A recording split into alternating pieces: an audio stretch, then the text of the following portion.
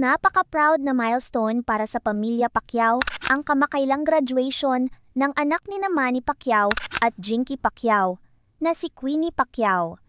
Masayang ibinahagi ng pamilya ang pagtatapos ni Queenie sa high school mula sa Brent International School, isa sa mga kilalang international schools sa bansa.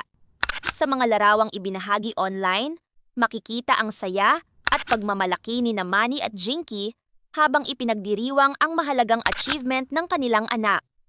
Hindi maitago ng mag-asawa ang kanilang excitement habang kasama si Queenie sa kanyang graduation day.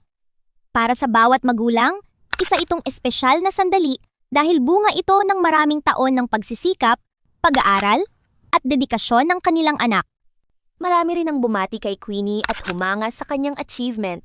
Agad na bumuhos ang congratulatory messages mula sa mga fans at supporters ng pamilya Pacquiao na nakasubaybay sa paglaki ng kanilang mga anak sa paglipas ng mga taon.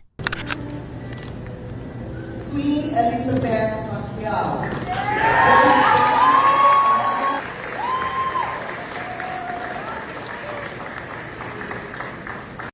Para kina Manny at Jinky, ang edukasyon ay isa sa pinakamahalagang regalo na maibibigay nila sa kanilang mga anak.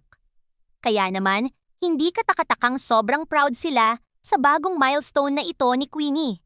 Habang nagtatapos ang isang yugto ng kanyang academic journey, panibagong kabanata naman ang naghihintay para kay Queenie habang naghahanda siya para sa kolehiyo at sa mga susunod pang pangarap na kanyang tatahakin.